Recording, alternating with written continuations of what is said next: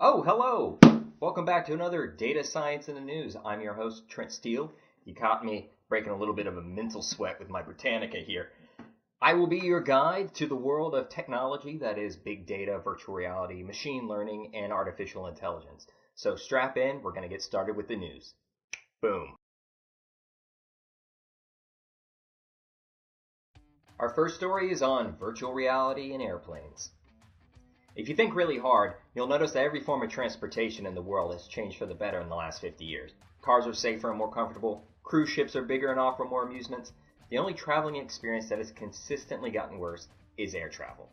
Consider the long lines, no food, no smoking, small seats, emotional support dogs, and lousy service, and you'll see my point.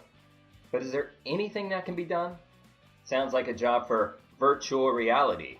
In a potentially trend-setting move, Alaskan Airlines is now offering customers the ability to escape the before-mentioned issues by offering the option of virtual headsets.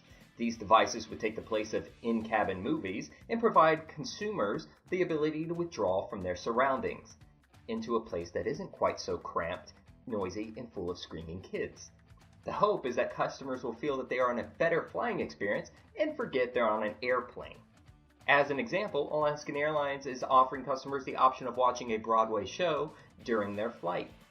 Yeah, I'm sure that customers will get the feeling they're in Times Square rather than sitting in a seat that's flanked by a fat guy in a chatty Cathy who won't shut up. You know what I mean. Our next story deals with the future of Germany in artificial intelligence. Since Germany became a nation in 1870, it has consistently been at the center of scientific and technological progress. Don't believe me? Just wiki German inventions and you'll see hundreds of examples, everything from the glue stick to rocket-powered engines. Germans have been leaders in every scientific field for over 100 years. So why then does Germany seem to be playing little or no role in the development of artificial intelligence? This is a question Andreas Kluth raises in a recent article entitled Why Germans Will Be Left Behind in AI. The article addresses a few of the major factors that are preventing Germany from taking part in this fast-developing technological field. For one, Germany is no longer the home to the most robust and advanced university research taking place. That distinction belongs to the United States, which is by far the best technical institutions in the world. Second, Germany's government has shown no interest in implementing laws to support AI into the marketplace in the form of self-driving cars, traffic lights, and delivery drones. This is a stark contrast to China, which is constantly tweaking its laws to incorporate more AI-friendly legislation. And finally, and perhaps most understandably, German citizens have shown no interest in adopting practices that would allow the kind of data gathering that is needed for AI to work properly. Generally speaking, Germans pay in cash, they're distrustful of self-driving cars, and prefer to limit the amount of publicly available information they release. Unless changes occur in coming years, the Germans may find themselves playing catch-up in an AI-integrated future. Our next story deals with the future of artificial intelligence and work. It should be no surprise that as AI advances, companies will continue to look for ways to replace traditionally low-skilled human labor with machines that can do the work at a reduced cost. So which jobs are most at risk of being replaced by AI in the next 15 years? CEO of Google, Kai-Fu Lee, provided a few examples in a recent article on the top 10 endangered jobs. First on the list is telemarketers. Like we didn't think we were talking to robots already anyway. Next, customer support.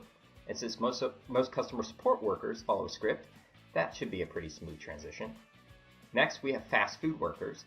Now, how would that work, you might ask? Well, since food preparation is typically a repetitive and fixed location job anyway, machines could easily be applied to this task.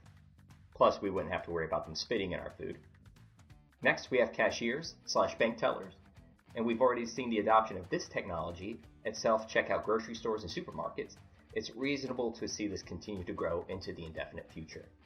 And the last one I will mention is couriers.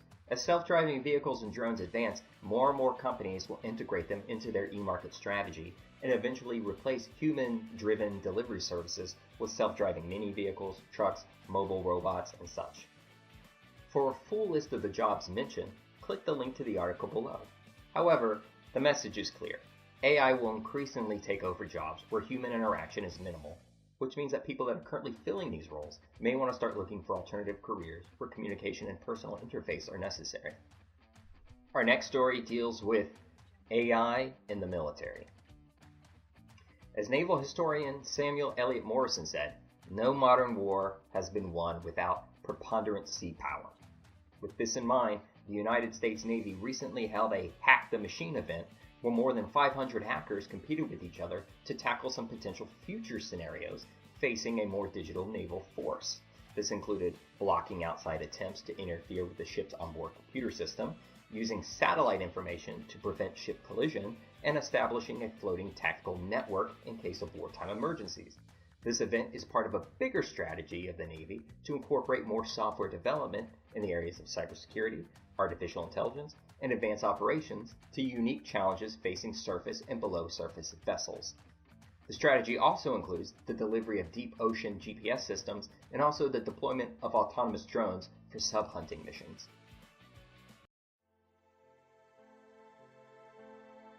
And now it's time for Deep Questions. In our story on Germany and AI, we talked about how Germany has shown little interest in advancing artificial intelligence. Some of that is concerns to dealing with privacy issues and data and surveillance. Given Germany's experience in the last 100 years, isn't it reasonable that, having been under the Third Reich and then the Stasi in East Germany, they would be concerned about providing more of their information to the government? You tell us in the comments area. And that's our show for this week. I hope you enjoyed it. Please make sure to like us or to leave a comment in the comments area. And as always, check out the great resources on the Super Data Science homepage. Thank you so much. See you next time.